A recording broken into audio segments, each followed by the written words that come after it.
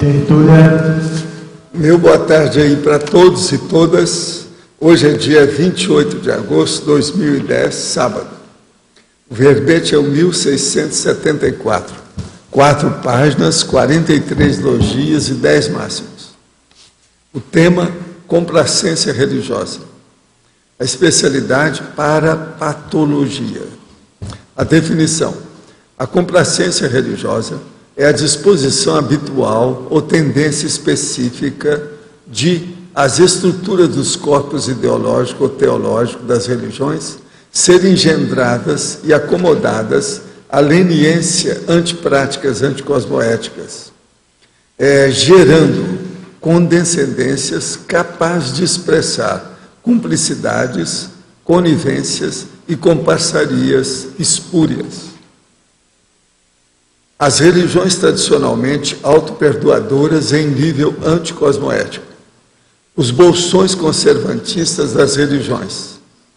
Os estigmas sociais gerados pelas seitas e religiões. Os erros das visões obtusas. Os excessos das abordagens filosóficas antilógicas das teologias e dogmatismos. As indulgências dolosas. As displicências dos religiosos profissionais, os males cronificados e insanáveis das religiões em geral, a bovinolatria, o fomento dos fanatismos religiosos pelos profissionais das religiões, a antifraternidade natural indescartável do sectarismo e do facciosismo de cada religião. Agora, tem uma série de condições, inclusive, a licença para oprimir, abusar, insultar, perseguir, queimar, explodir, massacrar em nome de algum ser supremo. As comunex antigas, estagnadoras de consciências religiosas fanáticas na terra. A horda de guias amauróticos lutando empedernidamente contra os julgados infiéis. Quer dizer, julgados por eles como sendo infiéis, como sendo hereges, como sendo amaldiçoados, como sendo anticristos, outros nomes que eles arranjam por aí. Agora, na numerologia, nós temos o seguinte que eu chamo a atenção de vocês. A pretensa assistência caridosa coexistindo com incentivo ao autoflagelamento. Como é que é? Olha a incoerência. A pretensa afeição fraterna coexistindo com o apelo ao racismo. Porque a maioria das religiões, para não dizer que todas, são sectárias. Elas não são universalistas. Ou você segue o Deus que ela tem, porque o seu Deus é o diabo. Agora, a pretensa candura melíflua coexistindo com a hostilidade aos críticos. A pretensa oratória clemente coexistindo com a execração dos discordantes. Inclusive tem a exprobação, manda para o inferno. O próprio Jesus Cristo falou que vocês, que isso e aquilo, e amaldiçoou uma figueira, uma cidade. Tudo é religião. J. Cristo está no meio disso. A pretensa filosofia humanitária coexistindo com a barbárie das guerras santas. Olha a guerra. Olha os judeus lutando contra os islâmicos o tempo todo, eles são primos. A pretensa misericórdia divina coexistindo com a intolerância assassina. E outra coisa, eles falam na misericórdia, ao mesmo tempo que eles fazem o index, librório, proibitório e excomunhão. A pretensa ideologia de paz e amor coexistindo com os anos de maldição e violência. E manda para o inferno. Agora, na argumentologia nós temos 6 categorias básicas das complacências religiosas de acordo com as correntes místicas existentes na Terra no 3º milênio. Observa bem, catolicismo, a complacência com sacerdotes pedófilos internacionais bifrontes. Eu estou falando aqui, são só um ou outro fatozinho, tem um monte deles, só olhar na internet. Espiritismo, a complacência com médios mercantilistas e mistificadores das indústrias da mediunidade. Hoje, a maior indústria que tem dentro do espiritismo é a psicografia. Islamismo, a complacência com os homens, mulheres e gestantes bombas lavados cerebralmente. Judaísmo, a complacência com o sionismo de belicismo permanente nas bases da lei de Italião, ou princípio de Italião. Protestantismo, a complacência com os monarquistas e tradicionalismos antidemocráticos. Umbandismo, a complacência com os despachos anticosmoéticos armados pelos próprios líderes profitentes do assunto. Agora, a remissiologia, nós temos 15 itens que nós destacamos. Anacronismo, antepassado de si mesmo, beatice, comodismo piegas e descrenciologia. Agora, fase enfática. As mega-reações internacionais contra as antigas complacências religiosas, ante as práticas anticosmoéticas, tornaram-se mais evidentes em função das supercomunicações modernas. Antigamente essas coisas todas eram acobertadas, hoje está difícil. Não há mais segredo na vida moderna. Isso não é só por causa da grampeação, não. É devido ao processo da supercomunicação. Como encara você as complacências religiosas anticosmoéticas? Você evita cumpliciar-se com tais práticas espúrias? Agora aqui, pergunta. Tem aqui 3 perguntas que são de ontem. E tem outras que são de hoje, as de ontem, que não deu ontem para responder tudo. Você sabe, conforme o dia está vindo mais de 40 perguntas de fora daqui, né? Nem sempre dá. Para compartilhar sobre o tema, foi feito um estudo sobre Alzheimer, e a Índia é o país com o menor índice que é atribuído ao uso diário do açafrão, ou a cúrcuma. O açafrão previne Alzheimer, segundo as pesquisas deles. A doença de Alzheimer, temida por todos, encontra sua menor taxa em países como a Índia. Pensa-se que o consumo diário de açafrão, especiaria amarela, constituinte importante da mostarda e do caril, é o fator responsável por essa evidência. O açafrão, na mesma família do gengibre, provém do caule subterrâneo de uma planta tropical, cuja ação terapêutica está a ser cuidadosamente estudada, porque está provado ser um poderoso agente anti-inflamatório com propriedades anticancerígenas. Desta ação anti-inflamatória também beneficia o coração, vasos sanguíneos e, obviamente, todos os restantes órgãos. Eu fui criado desde a minha infância com açafrão. Lá em casa era comum o processo do açafrão. Outra, sou brasileiro, estou morando na França há 2 anos e meio. Já fiz vários cursos de projeciologia e fui voluntário do primeiro Congresso de Conscienciologia em Brasília. Inclusive, me senti muito honrado de servir água para o senhor na mesa na hora do debate. Ai. Hoje queria muito assistir a tertúlia, mas não consegui a transmissão. Fiquei tentando até que deu no momento que você falou Paris sobre um livro de Flammarion. Fiquei super feliz, senti bastante assistência. Aqui o ambiente ficou gelado e senti um estado vibracional intenso. Quero ser voluntária de vocês aqui em Paris. O que vocês precisam de mim, podem contar. Au revoir. Ele está falando, au revoir. Ela começou falando, bonjour, Valdo. Quer dizer, é Valdo. Bonjour, Valdo. Agora, au revoir. O nome dela é Marili. Marili. Você sabe quem é essa moça? Eu já vi alguma coisa dela, eu me lembro mais ou menos dela. É Marili Caring, bro. Eu lembro dessa moça, eu lembro. Esse nome você não vai esquecer, o Caring. Agora, aí seria interessante, ela está em Paris, e Paris, você sabe que é um dos lugares mais difíceis da Terra, né? Para os processos avançados. Agora, a outra. O nosso amigo aqui, eu não vou ler tudo, porque ele escreveu muita coisa, mas só para dar um resumo, é o Roberto Fornari. Eu quero dizer para você o seguinte, o que é dissidência? E o que é max-dissidência e o que é mini-dissidência? Isso tem nos meus livros. Nós explicamos que o princípio da dissidência é quando a pessoa muda a ideologia dela. Ela não está de acordo com certos princípios, por exemplo, ela muda a ideologia. Agora, ela pode mudar para uma ideologia menor, então ela é mini-dissidente. Ou para uma ideologia maior, ela é max-dissidente. Eu, por exemplo, a hora que deixei o movimento espírita, eu acho que eu fui um max-dissidente. que eu estou fazendo uma coisa que é mais abrangente do que o Espiritismo. Então, é Marx. Agora, por exemplo, tem muitos dissidentes que deixaram o nosso trabalho para fazer o show solo deles e que até agora eu não vi nenhum Marx dissidente. De modo que eu peço a você, Roberto, para examinar esse povo todo aí que você está estudando, para ver se tem alguém que tem ideia melhor do que a conscienciologia. Se tiver, você manda, traz para cá que nós vamos para o seu lado. Se provar para nós que seja superior em matéria de princípio o que nós estamos fazendo, eu viro na hora. Até o momento, todo dissidente que apareceu por aí afora se tornou mini dissidente para nós. Se provar para a gente que ele é mais dissidente, a gente vai para o lado dele. De modo que essa é a nossa condição de dissidente atualmente. Com isso, nós respeitamos a opinião, o posicionamento de todo mundo. Cada um tem que ter liberdade de escolher o que pensa.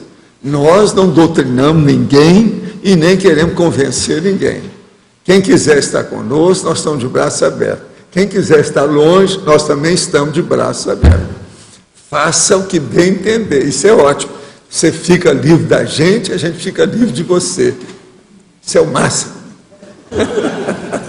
Agora, vamos estudar, porque às vezes vai aparecer alguma ideia superior àquilo que nós estamos trabalhando, né? Só faz 60 anos, no meu caso, né? Às vezes, eles conseguem arranjar alguma coisa. Eu estou só com 60 anos de praia. Às vezes já tem mais, né? Tudo é possível. Nós não somos donos da verdade, aqui não tem verdade absoluta, nós não somos cura-tudo, nem panaceia. Agora, aqui de hoje, o senhor disse que as consciências que evoluem mais rápido são strong profiles, mas no meu caso o senhor disse que eu tenho que ser low profile. Poderia comentar? Sim. Por exemplo, eu às vezes sou low profile perante determinada pessoa. Ela chega com uma jactância enorme, como se fosse a imperadora do cosmos. Eu não posso chegar e mostrar para ela que eu estou sabendo alguma coisa superior a ela.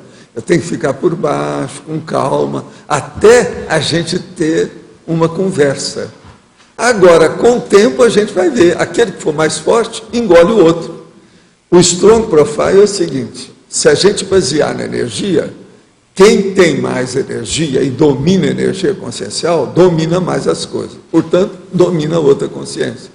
Isso é regra internacional. Mas o processo todo é o seguinte: para dominar outra consciência, tem que ter com a cosmoética. Se não tem, não adianta nada a pessoa ter energia demais, se ela não sabe usar isso de maneira cosmoética. De modo que tem a hora que a gente tem que ter o strong profile e tem a hora que você tem que se aparecer como low profile. Isso faz parte do serviço e da condição. Você, por exemplo, você pode ser as duas coisas, depende da hora, da circunstância, do contingenciamento, ou seja, das conjunções da própria vida. A pessoa tem que ver. Quanto mais me aprofundo nos conceitos da conscienciologia, vejo que mais abrangente fica a minha mente, e em decorrer disso, a minha vida. Percebo, no entanto, que quanto mais aprendo, mais vivo no preso arbítrio. Não, é o arbítrio restringido que você quer dizer. Quer dizer, o arbítrio é a vontade da pessoa que diminuiu. Vejo que o livre-arbítrio só existe enquanto você não sabe, não entende o funcionamento de tudo.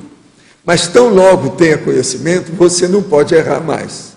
Tem sido um grande alento para mim ter descoberto a conscienciologia que me libertou das crendices da religião. É uma pena que meus amigos e minha família estejam vendo o meu aprendizado com os olhos tortos, mas não vou voltar atrás. O senhor acha que estou errado em pensar desse modo? Como faço meus amigos e família? Olha, a primeira coisa é o seguinte: mostre seus exemplos de renovação. Demonstre a eles que você tem mais maturidade do que eles na hora que precisa. Mostre universalismo dentro da sua mega fraternidade. Com isso, pelo exemplo, você vai falar mais do que qualquer argumento que você apresentar. Isso é muito importante. Você agora já tem ideia disso e vê o valor disso. Portanto, não é tão difícil para você ser assim. Quais as principais doenças causadas pelo excesso de energia? Poderia nos esclarecer quanto à fisiopatologia dessas enfermidades? Sim. A primeira coisa é o seguinte, nós temos que entender, quando a pessoa tem energia demais, a tendência dela é ser versátil, polivalente e ansiosa e quase sempre dispersa. Agora veja, é muita gente assim, principalmente nesse terceiro milênio. É muita gente que tem energia demais. Agora, o que se passa? Se a pessoa não souber canalizar isso, colocar no mega foco, ela se dispersa, perde tudo e ela fica um desperdício. Isso, então, são legiões de pessoas desse jeito. Agora, a coisa mais séria, não precipitar, não ter impulsividade, não ter ansiosismo, mas não ficar assim, é ficar assim. Isso é que é o importante para a pessoa saber usar as próprias energias. Agora, aqui a mesma pessoa. Estarei na próxima semana visitando o CAEC por um período de 7 dias e estou determinando a melhor estratégia para otimizar meus estudos conscienciológicos. Minhas economias permitem fazer todos os laboratórios do CAEC, se fizer pelo menos 2 por dia. No entanto, não sei se é melhor priorizar exclusivamente o laboratório do EV, visto que o EV é essencial para o domínio das energias. O que o senhor me sugere? Não, eu vou te dar a dica mais inteligente disso. Você vai ao EV. Lá dentro do EV, você vai receber inspiração para ver o que você vai fazer com os outros laboratórios. Isso é que é o ideal. Se você já pratica a TENEPS, é bom ir no laboratório da TENEPS. Esse é que a gente pode indicar mais sério. Agora, o mais é bom o próprio laboratório indicar a você o que você deve fazer. Se você chegar a uma conclusão que não teve ideia nenhuma, você vai no laboratório da pensenologia, que aí os extraterrestres vão dar um jeito em você.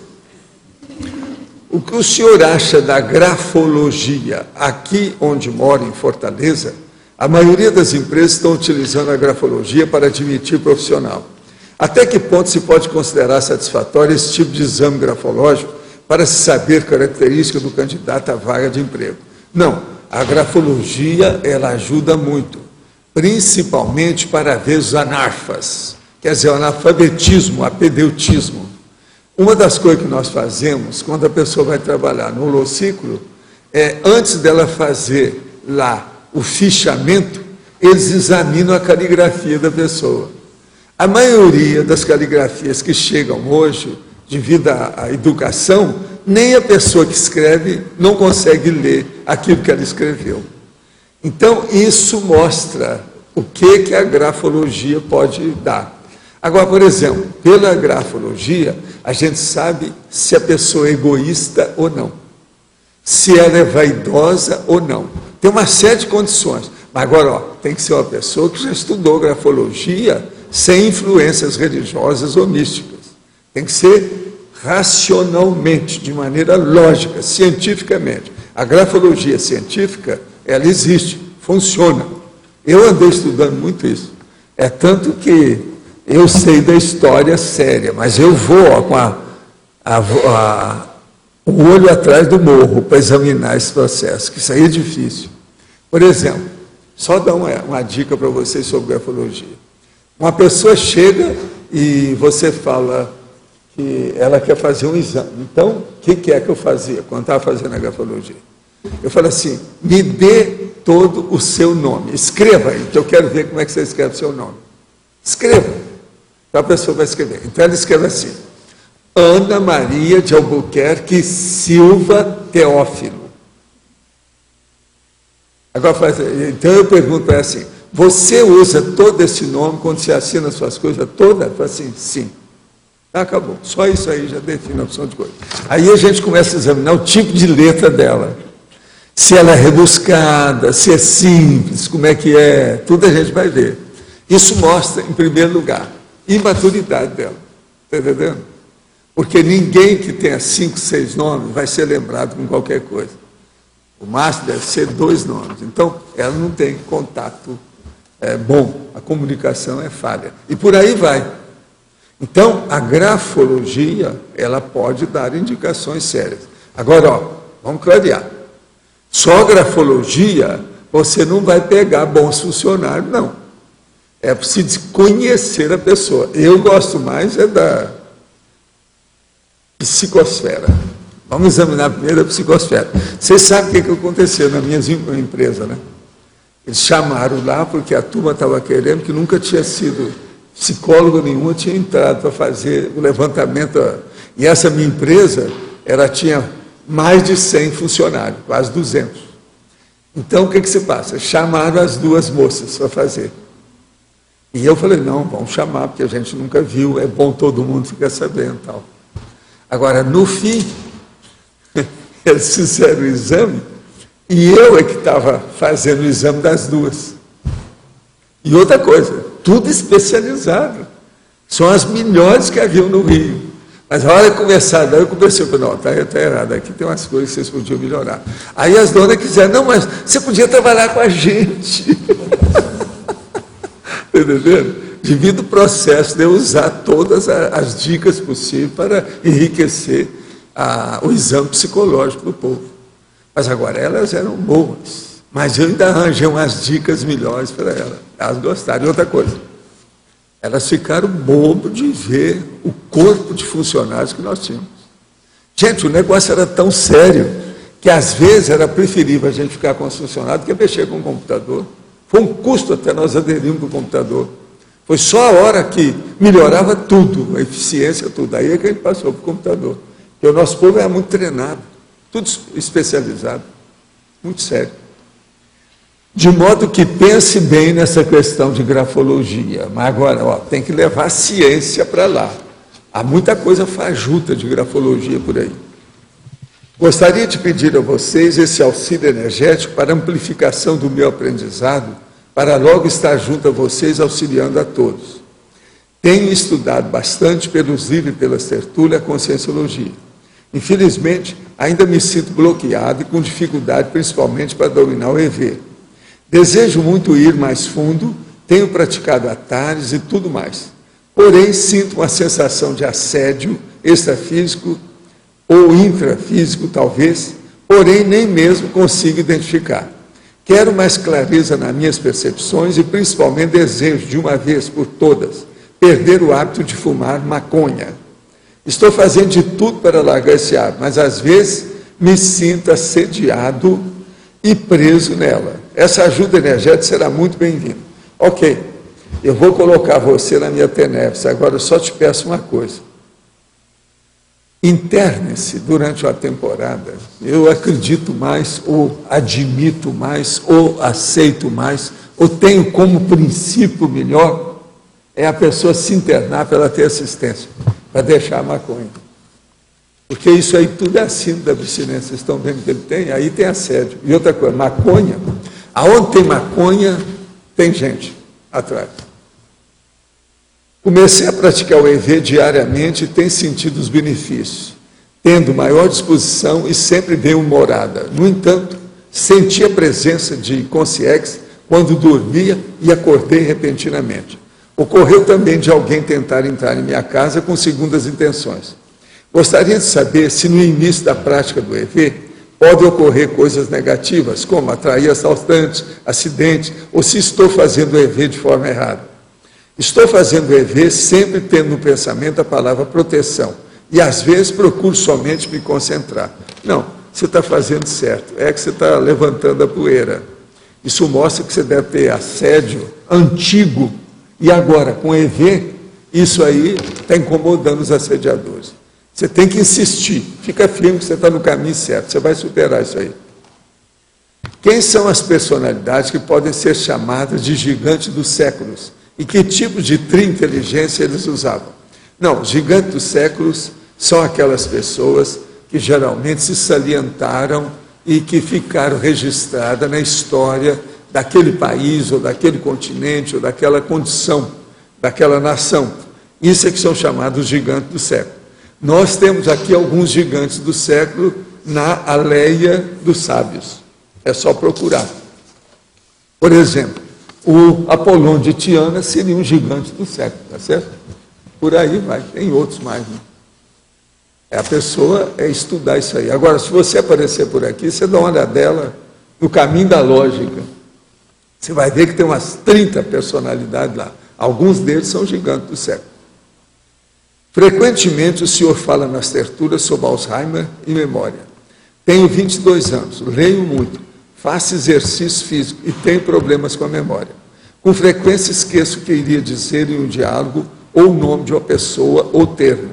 Não me alimento muito bem. O que pode ser e o que devo fazer? Não, primeira coisa, se você não se alimenta muito bem, tudo isso é possível.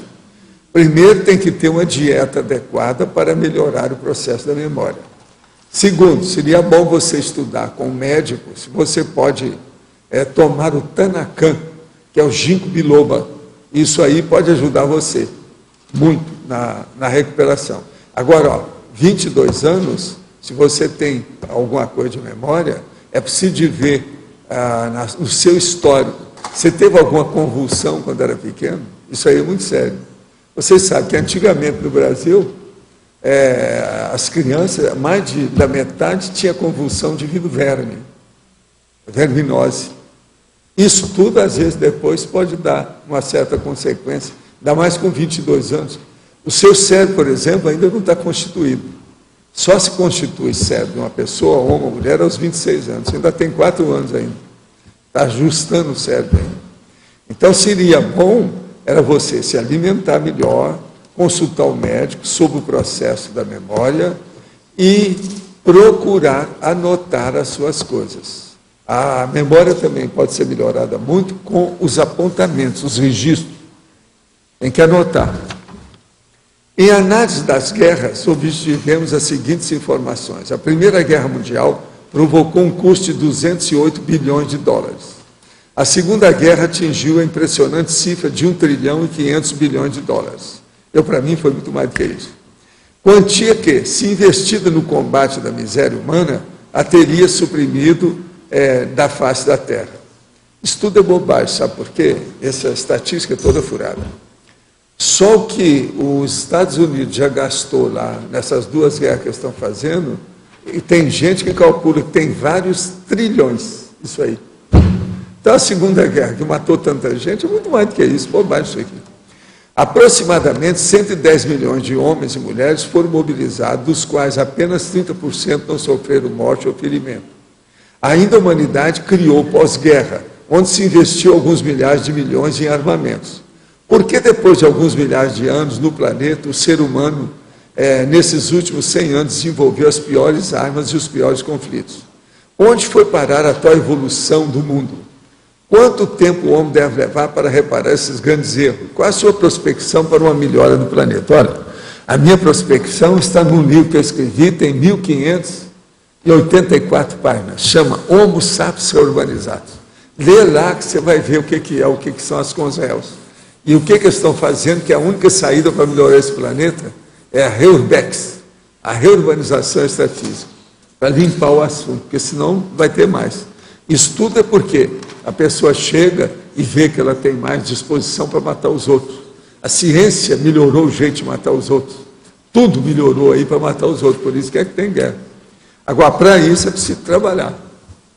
Agora, gente, eu queria hoje que vocês dessem aqui umas palmas para uma pessoa fora de série que está nos visitando hoje. Ela é uma atriz, o nome dela é Cassandra.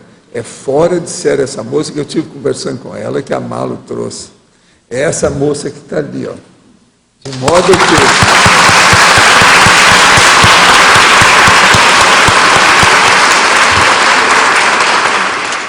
Ela já participou de uma série de filmes, uma opção de coisa, mas ela é poliglota, polivalente, fora de série, é sensitiva pelas coisas que a gente percebe, tem tudo. De modo que vocês olham bem para a moça, que não é todo dia que aparece aqui uma personalidade extraterrestre desse jeito. É bom vocês verem bem quem é. É ela que está perto da Malo, fora de série. Viu? Outra coisa, ela fala português, tá certo? Por incrível que pareça. Mais 5 idiomas. Às vezes, né, vocês precisam, é bom conversar com ela para ver o que é que se passa. Pois não, eu preciso de mostrá-la com calma. Entende? Você deve fazer uma performance para ver, né? Atuar. Agora, ó, quando a gente fala atuar de ator, entende? Não é atuar de assédio, presta atenção, é interpretação. Uma vez eu fui falar aqui que eu estava atuando, né, do meu processo de histrionismo aqui para explicar as coisas. Eu estava imitando um padre, aquele negócio que eu às vezes imito, né, o melífluo de hoje. Meus irmãos, hoje nós vamos. Isso é. Você está entendendo? Agora, isso aqui é o melífluo. Então, o cara falou assim, mas vamos, você está fazendo uma atuação de assediador. Eu falei assim, não, isso é interpretação do ator. Eu estou interpretando. Atuar, interpretar, é só o meu significado. Vocês estão entendendo bem, né? De modo que ela é de grandes atuações, de todo tipo. Entende? De modo que vale a pena a gente estudar o assunto. Agora, você está querendo falar? Pode falar. Ah, não quer não? Você está só segurando? Quero perguntar. Quer perguntar? Pode perguntar. O que você quer? Bom, na verdade, eu quero saber como assistir, através da TARES, pessoas tendenciosamente convencidas com os benefícios da religião. Sem a primeira coisa, você não tenta convencer ninguém. Você deu exemplo calado. Isso chama verbação. A verbação é o seguinte, primeiro você faz, depois é que você fala, se as pessoas forem solicitar alguma informação de você. Mas primeiro você faz, calado. Isso aqui é a verbaciologia. Você dá um exemplo. Entende? Eu, por exemplo, atualmente eu falo muito, porque eu estou com 78 anos, estou trabalhando nessas coisas faz muitos anos. O povo tudo achava, por exemplo, quando eu vim para cá, que eu era um visionário. Isso é uma loucura. Querer fazer isso tudo com voluntário, esse homem é doido, totalmente pirado. Entende? Eles falaram que eu era um furacão. O outro falou assim, um furacão furado. E por aí vai. Isso faz 15 anos. Agora a coisa é diferente, né? Então agora eu posso falar. Tá, quando eu vim, comecei a falar no meio do mato, pô, pastor, não, esse cara é doido. Mas é que eu queria confirmar o trabalho que nós estamos fazendo. O fato de pensar positivamente sempre ajuda. Pessoas ajudam. O pensamento positivo sempre ajuda. Pode ser até de religião que ajuda, mas não resolve. Se a religião tivesse já de ter resolvido, já teria resolvido. No entanto, a religião é que cria essas brigas todas. Não, eu fico vendo nesse Olha caso... só as brigas que tem aí. Todos esses grandes conflitos armados que tem na Terra, tem tudo base religiosa. Esse caso pontual, às vezes é um conflito que eu vejo, pessoas apregoando a religião, e assim, na prática, fazendo coisas totalmente opostas àquilo que estão até falando. Né? Então, assim, às vezes...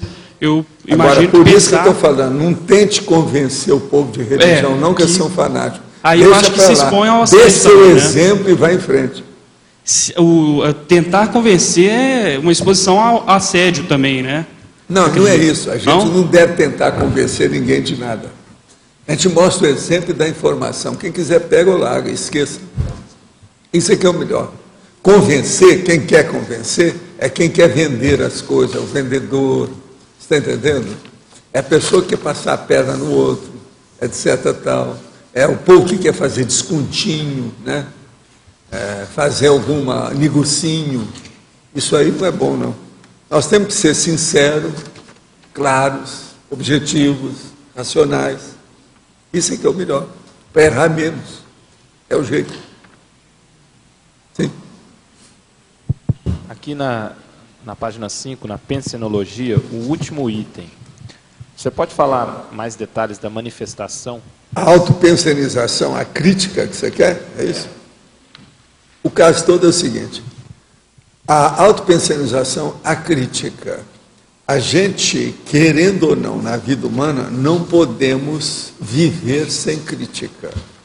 Agora, nós temos que viver dentro do mundo, do universo da crítica, recebendo crítica e fazendo crítica.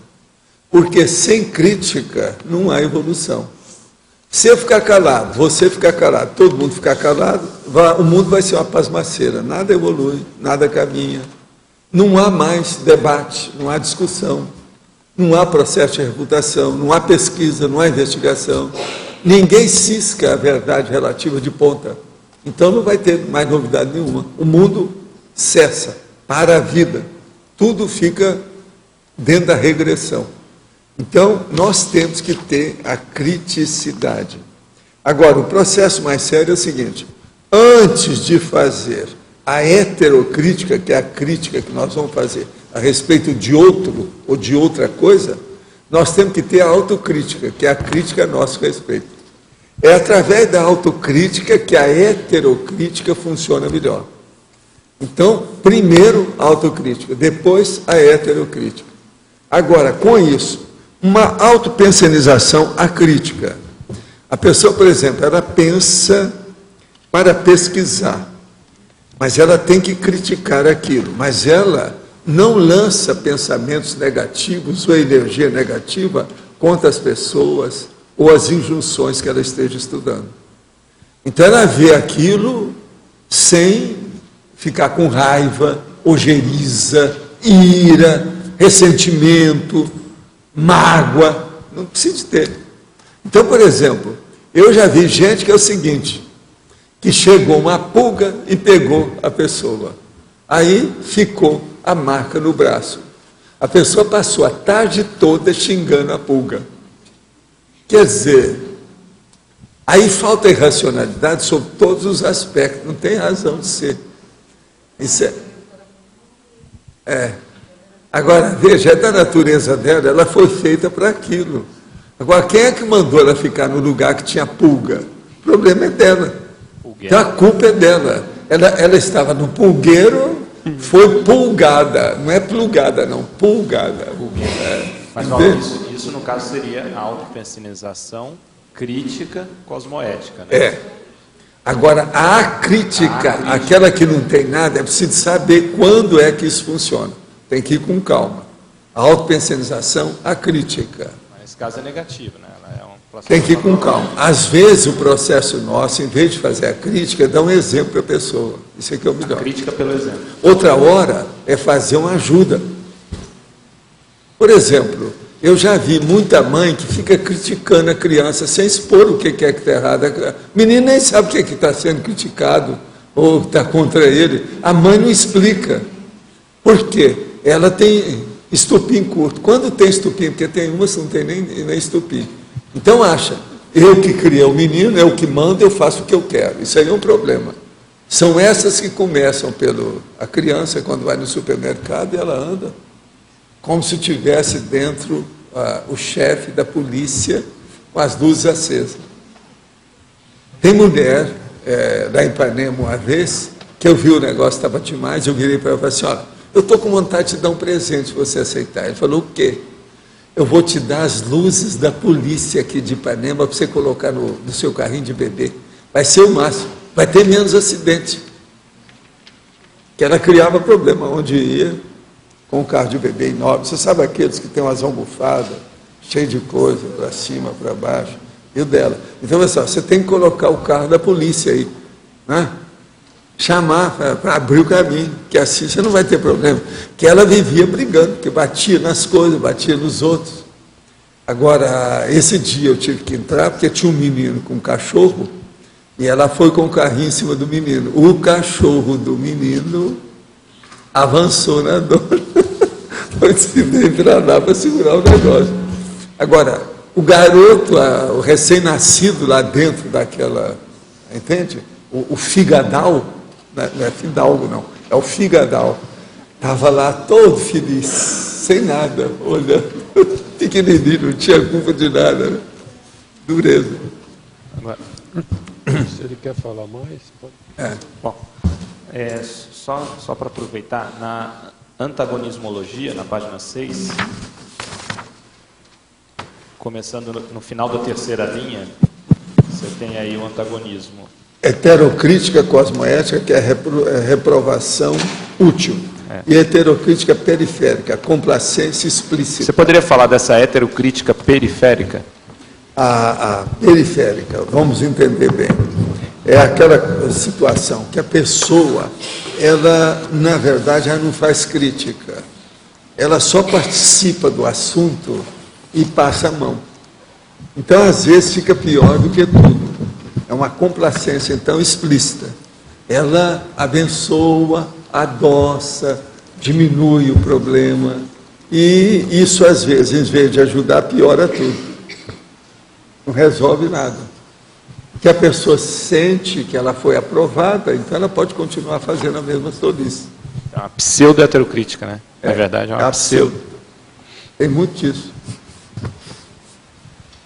Eu estava lembrando aí que pela cidade, quando eu vi negócio de homem-bomba e mulher-bomba, na cidade, gente que não é da Conscienciologia, vou frisar, aí uma pessoa chegou para mim e falou, não, isso não é nada, que no Brasil se mata muito mais, que a gente da colônia aí.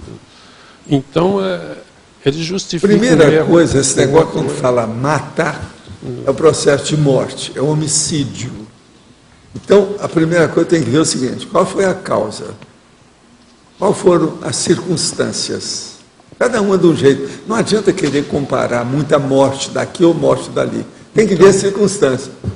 A morte que ocorre, por exemplo, no Brasil, a maioria de vidro tóxico. Agora, veja, homem-bomba não tem tóxico. É o tóxico que eles têm é religioso. É o tóxico do fanatismo que faz o homem-bomba e a gestante-bomba. É o tóxico do fanatismo. Eles não tomam tóxico. Agora, no Brasil, não é tóxico. Mas eles querem... Aquele negócio que existe lógica para tudo, até para homem-bomba, mulher-bomba, eles acham uma lógica. A pseudológica, ou a ilogicidade, ela pode ser criada para defender os maiores absurdos. Nós temos é que ter lógica séria por nós mesmos, porque senão nós estamos perdidos. Você não sabe para onde vai, né? Agora, existe muito isso em religião, né? Que eles defendem aquela... A religião começa por um erro básico. A intenção é muito boa, mas tem um erro básico. Qual que é o erro básico? É o dogma. A pessoa arranja um princípio e fica ali, acabou. Isso não pode, isso é verdade absoluta. Então não tem jeito de você defender religião. A rigor não tem, com lógica não tem jeito. Uma pessoa, por exemplo, vai falar assim, não, mas a religião ajuda. Sim, ajuda. Tem um monte de coisa aí que ajuda, mas não resolve. Se uma pessoa já está madura, ela não precisa mais de religião. Agora, há uma tapeação básica que chama falácia. A falácia é a demagogia. Essa demagogia que é o processo mais sério.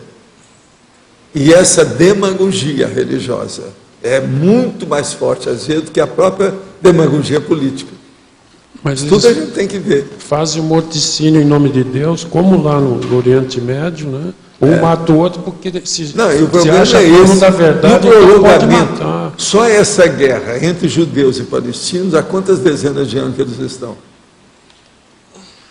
Teve uma guerra dos 50 anos e teve uma guerra dos 100 anos. Parece que eles querem ganhar isso aí, eles querem ganhar, sabe, o recorde. Deve passar mais do que isso. Daqui a uns tempos já vai ter mais do que isso aí. Israel, desde que foi criado, está em guerra. Né? Tá? O conflito armado lá nunca parou. Existem determinadas atenuações disso ou daquilo. Hoje mataram menos gente. Mas, olha, todo dia 50, 40, 60, 72 mortos, fora os feridos. Feridos às vezes vão 300, 200, 400. Isso é um absurdo, você pensar nisso tudo. Agora, o pior não é isso. O pior é que, atualmente, é muito carro-bomba e homem-bomba matando os próprios irmãos. É gente de outro partido político, outra religião política, ou outra política religiosa, um matando o outro. Isso é terrível, gente.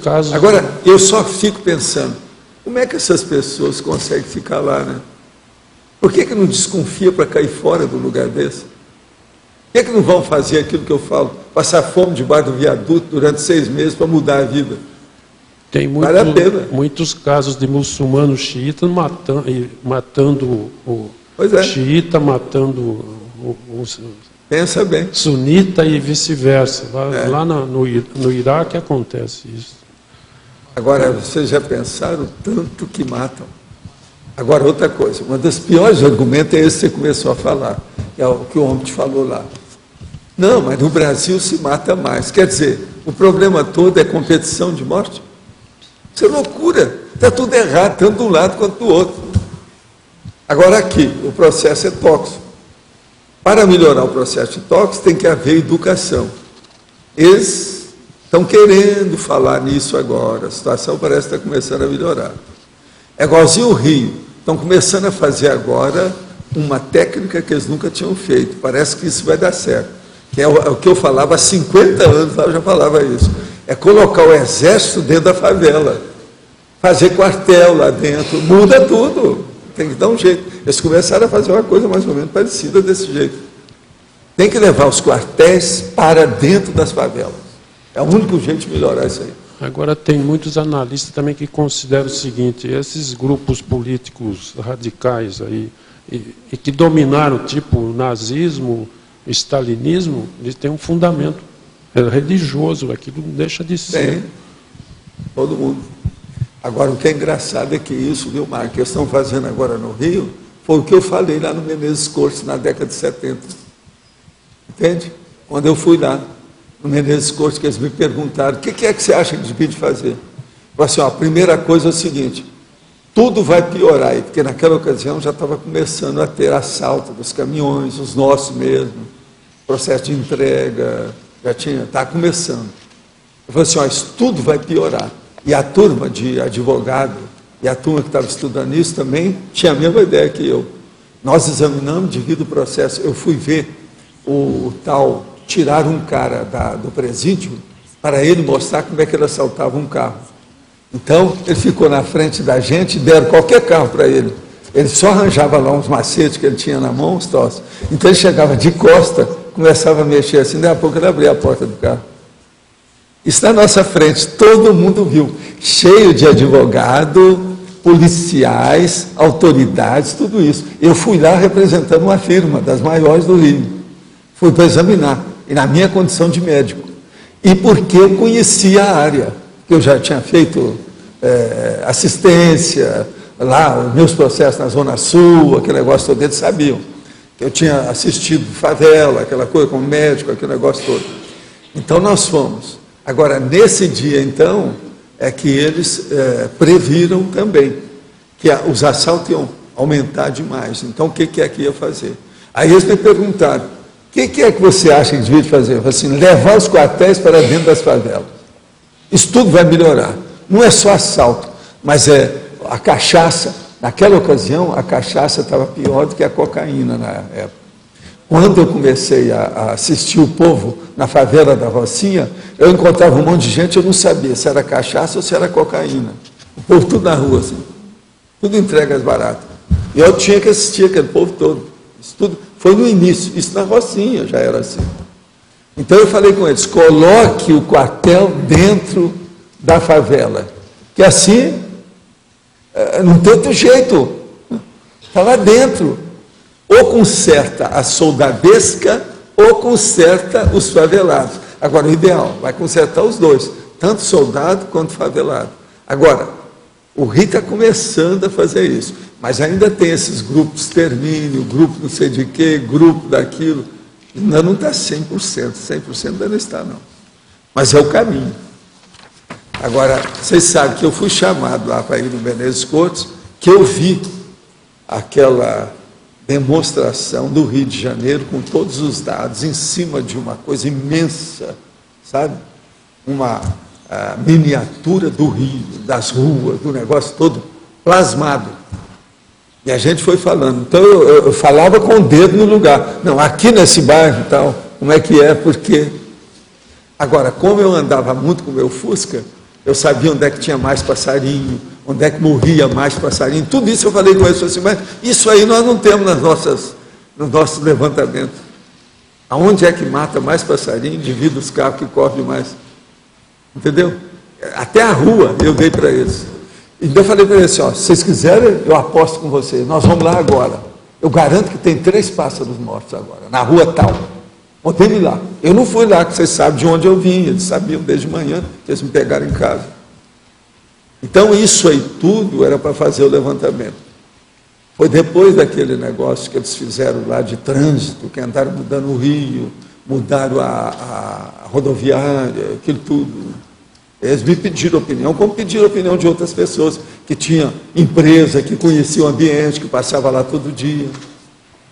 Agora, o que eu vejo é isso, a minha ideia de 70, agora já tem gente que tem a mesma ideia, só que tem que ter, não é 100% a minha. Vocês já viram o que eles estão fazendo? Estão levando o soldado para ficar lá dentro. E estão reclamando que é muito soldado que tem que pôr lá dentro. Mas esse é que é o caminho. E foi isso que eu falei. Assim, é o único jeito de consertar isso aí. Por quê? Não tem jeito, não há dinheiro e nem, vamos dizer, vontade política para fazer a reorganização das favelas. De uma hora para outra. Não dá. Então, o ideal é levar o exército lá para dentro. Colocar lá dentro. Sr. Valdo. Eu penso que é uma saída. Vamos ver por onde. Sr. Valdo, aqui no B. Sim. Aqui, B.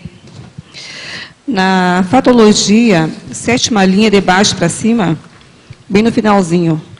Absolvição acobertadora do algoz, punindo antecipadamente as futuras vítimas. O senhor podia exemplificar? O problema todo é o seguinte, é aquela pessoa que é capaz de fazer a absolvição. Você está entendendo? A cobertadora do algoz. E ele está punindo antecipadamente as futuras vítimas. Então, vem a pessoa da religião e abençoa. Então, o cara matou um. Então, ele fala assim, meu filho, então agora você reza 50 Ave Maria, 50 Pai Nosso, e procura não matar mais ninguém. Aí o cara vai para lá, mata mais, volta de novo. Ele dá mais 50 Ave Maria, 50 Pai Nosso. Então, isso aqui, ele já está punindo as futuras vítimas, a hora que faz uma coisa dessa. O padre é também algoz. Na hora que ele fez a indulgência. Agora, o cara deu dinheiro para eles, acertou tudo. A mesma coisa é a questão da pedofilia. Agora, veja, o protestantismo começou por causa disso, por causa das indulgências da Igreja Católica. Tudo eles cobravam alguma coisa. Você está entendendo? E abençoar todo mundo. Indulgência, quer dizer, é um perdão das coisas para tirar dinheiro daquilo. Entende? Valdo, mesmo a pessoa fora da questão da religião, por exemplo, já chegando na própria conscienciologia, qual que de forma geral é o último dogma que a pessoa deixa?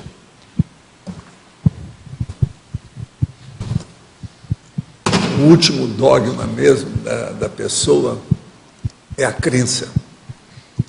É a pessoa acreditar em besteira. É o mito. É a superstição. Isso é a última coisa que tem. Aqui, por exemplo, entre nós, ainda tem gente que tem superstição brava sobre alguns aspectos bravos aí, sérios. Você poderia exemplificar? Por exemplo, um dia desse teve uma pessoa que veio me falar que não admite muito isso, que eu defendo a natureza, defendo os animais, os sub-humanos. Ele acha que já não devia perder tempo com isso.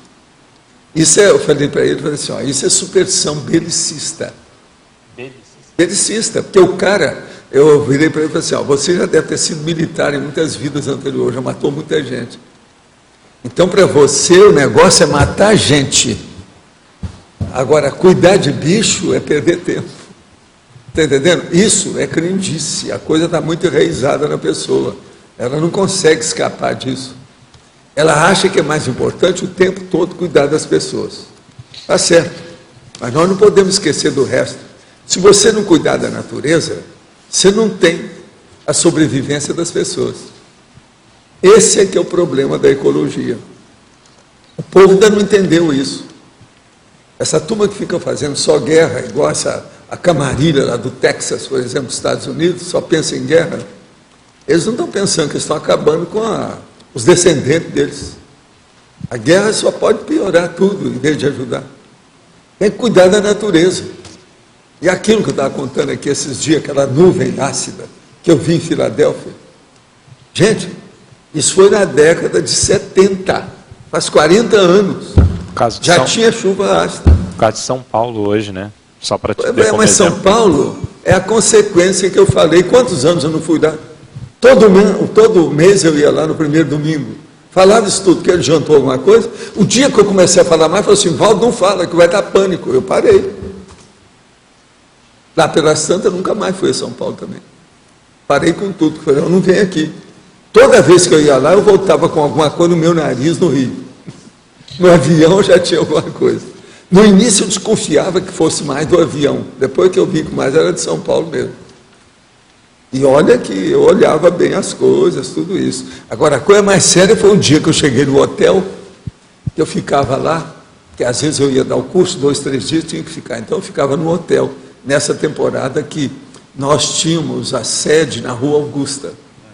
Então, o dia que eu entrei no hotel, que eu falei aqui, 3 pessoas do hotel estavam com problema. Eu falei assim, então isso aí está danado, não dá mais.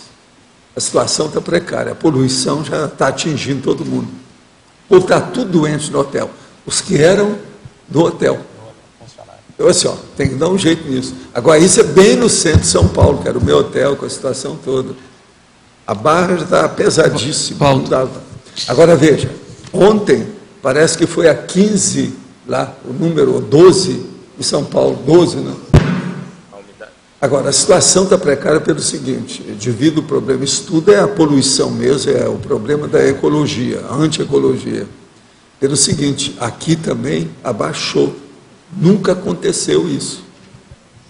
Hoje, por exemplo, está um dos dias que tem, aqui fora, em certos lugares, é que tem a umidade mais baixa, que eu já vi aqui. Em certo lugar aí tem máquina que já registrou 15. Isso aqui nunca vi em Foz. Então vocês vejam que a terra toda está sofrendo com isso aí. Tem alguma coisa atrapalhada, braba aí. É muito mais do que esse povo está falando sobre ecologia. Agora, ó, os países vão ter que tomar providência, não tem jeito, porque vai mexer com todo mundo, vai mexer no bolso deles, na família deles, nos parentes deles. Essas autoridades vão ter que se mexer. O mundo todo vai ficar enrolado com isso. Outra coisa, a hora que começar a soltar os icebergs maiores, isso vai dar mais problema ainda. Já está começando a soltar de novo. Saiu um aí que é uma loucura o tamanho dele. Como é que vai ser isso? Isso tudo demonstra o processo do calor.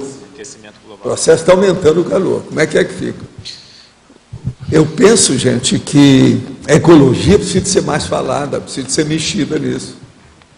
Agora, eu fico só olhando as coisas antigas, os troços todos meus de 70, só agora que está dando resultado. O negócio que eu falei da chuva ácida em Filadélfia, ainda nem tinha nome, eles não gostavam de usar, esse nome ainda não era muito usado.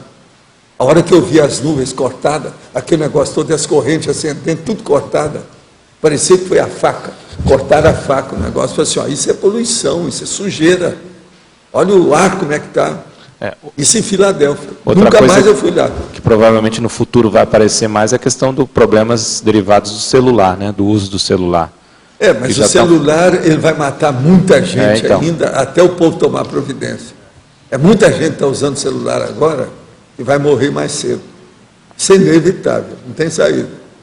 Já está provado. Agora, o melhor da história é que já houve uma voz séria que está começando a falar, já na televisão, que criança não deve usar o celular. O indivíduo cérebro que está em desenvolvimento afeta mais o cérebro dela. Já chegaram a comprovar isso. Se começar com a criança, já vai bem. O negócio já vai ajudar. Vamos ver, né? O que dá. Valdo, aqui no ar, aqui. O senhor fala que o temperamento é a última coisa que a pessoa muda. O senhor tem algum exemplo de alguém que conseguiu alguma biografia que o senhor estudou? E eu queria saber assim, qual que é o último ponto ali da pessoa antes de chegar no temperamento? O que a pessoa... Aí depende dela, precisa de ver qual a invirtude que ela tem para chegar no último. Sempre é um vício, sempre é um defeito brabo que ela tem. É o que nós chamamos de trafar. Precisa de saber qual é o mega trafar que ela tem, que segura o temperamento, que ela não muda. Quase sempre alguma coisa egóica, muito forte, egoística, muito braba. Isso é que você tem que examinar. Cada um tem uma tendência, mas geralmente o processo é egóico. Tem que examinar e por aí. Você podia dizer que o mega trafar, então, é o limite da mudança do temperamento? Agora veja, às vezes o temperamento irascível de uma pessoa é o mega trafar dela. Por quê? Isso aí é que é o mater pensene negativo que ela tem. O próprio temperamento. É tudo, é a mesma coisa. Lá no fundo, então a situação é um carrasco. Está entendendo como é que é? Uma pessoa irascível. Essa que sobe pelas paredes, aquilo que eu conto de vez em quando, o caso daquele homem lá que eu vi, ó, que estava com a roupa tudo arrumadinha. Então chegou a moça que era servidora lá da indústria e foi dar o café para ele. Na hora que foi dar, ele levantou a mão, bateu uma coisinha lá num pedaço, caiu o café que estava na mão dela, na roupa dele. Pronto. Ele começou, ficou encolerizado, aqui, ó, Batman, a cara, os olhos ficam esbugalhados, ele subindo pelas paredes, devido às gotas na roupa dele. Está entendendo? Então você veja, isso, uma pessoa dessa, já de idade, a vida toda feita, uma pessoa rica, com poder, uma opção de coisa, não precisa de nada daquilo. Quer dizer, esse temperamento é um dos piores que tem. E eu já vi isso demais, no Brasil, fora daqui, Estados Unidos, tem de tudo. E aí já não é só, é falta de educação, é falta de formação cultural, é falta de tudo. Mas tem algum traço que sustenta, né, esse temperamento dessa pessoa? O traço é o poder, entende? A vaidade, o egoísmo. Eu domino o mundo. Como é que uma moça vai fazer uma coisa dessa com a minha roupa? Você entendeu? O nível. Quer dizer, um homem que é um líder animal. Totalmente subhumano. Ele é um animal. Não tem compostura. Entendi. Não há posicionamento cosmoético. Não há equilíbrio na manifestação. Pensa bem. Então, isso sempre que é uma coisa à toa, né? Agora, veja, eu já vi gente que mandou a funcionária para a rua por causa de um processo desse. Das Uma biografias, bobagem dessa. A dona não tem culpa nenhuma.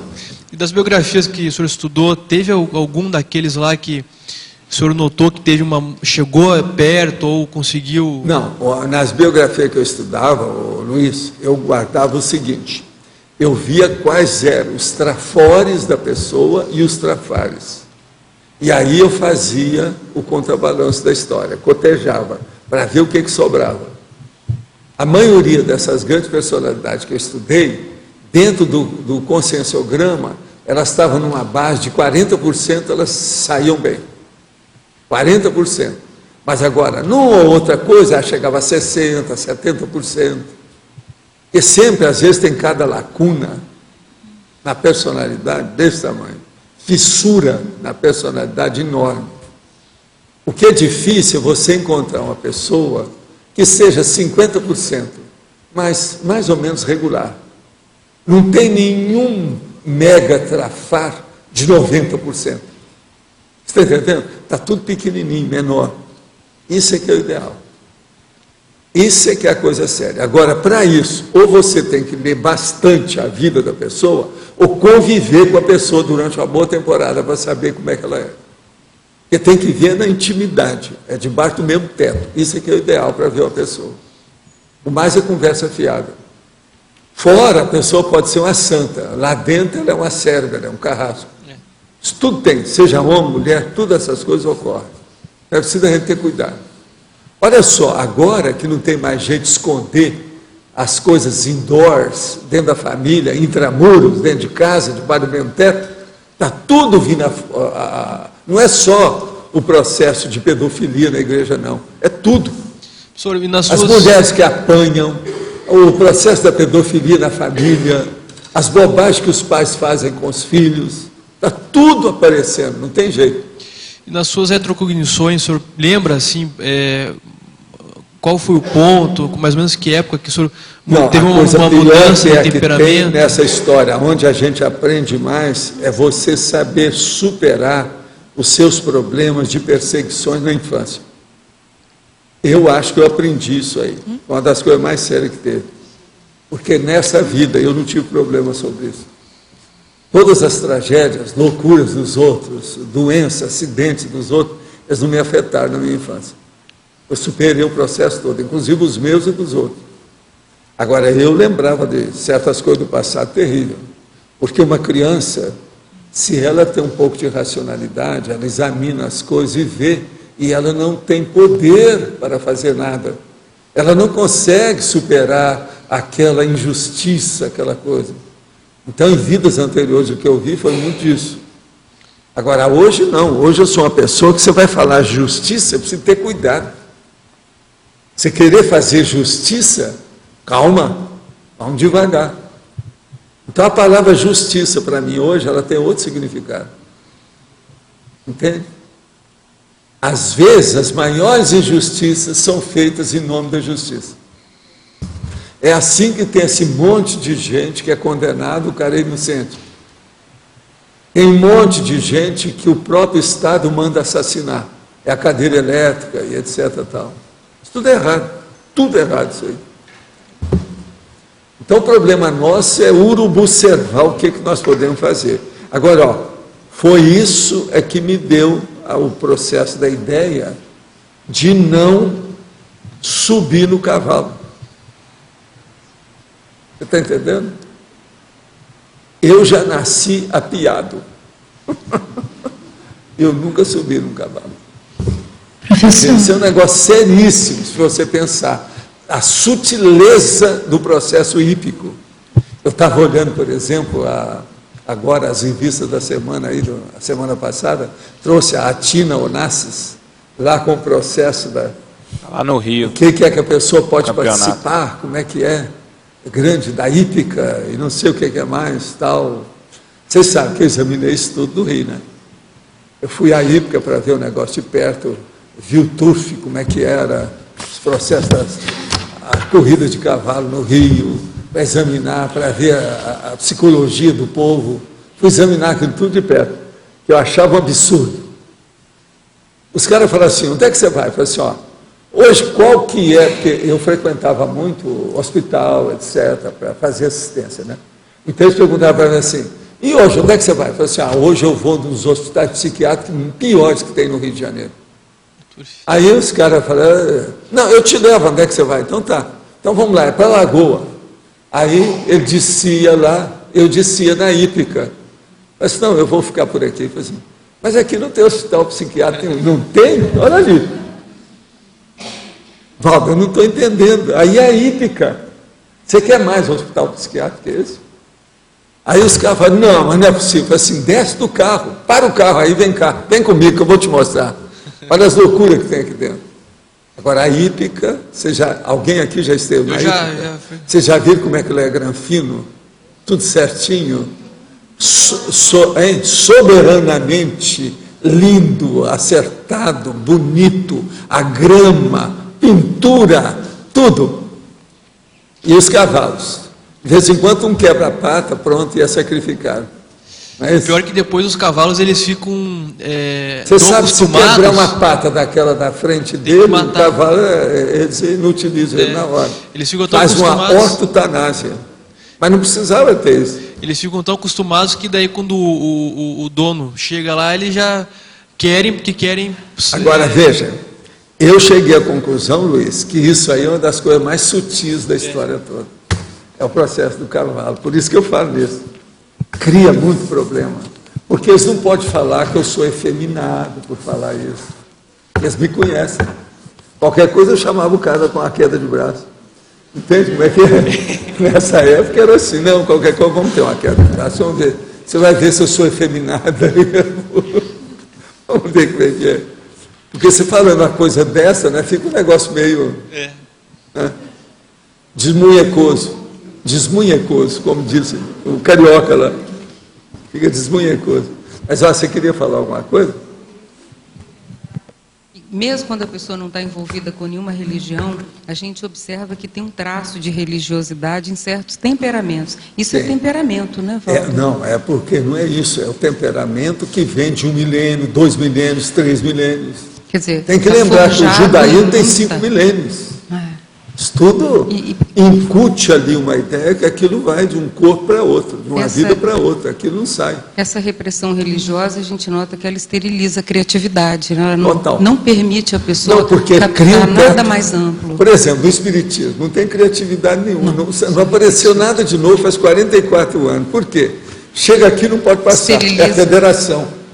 A linha é a federação, é J. Cristo, é Allan Kardec. Você não pode falar nada acima disso, então não há pesquisa. A criatividade ela fica morta, a gente nota que fica... Catolicismo é a mesma coisa. Se você sair do direito canônico, dos princípios da igreja, do Vaticano, o vaticanismo, você não pode falar nada. Na igreja católica não existe nada lá. Como é que fica?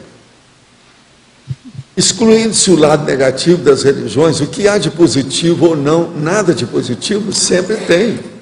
O cara já nasce, já tem uma ideia de um ser superior. Aí tudo começa, a religião começa por aí. Aí vem os caras e põe a canga em cima dele. É a canga religiosa. É o fiel. Fiel é nome de cachorro. A gente chama fiel, titio, vem cá, titio. É isso, fiel, é isso. Em tertúlia anterior, o senhor fez referência ao pensamento atribuído a Jesus Cristo. Eu sou o caminho, a verdade e a vida. Ninguém vai ao Pai senão por mim. Fiquei impactado com sua interpretação.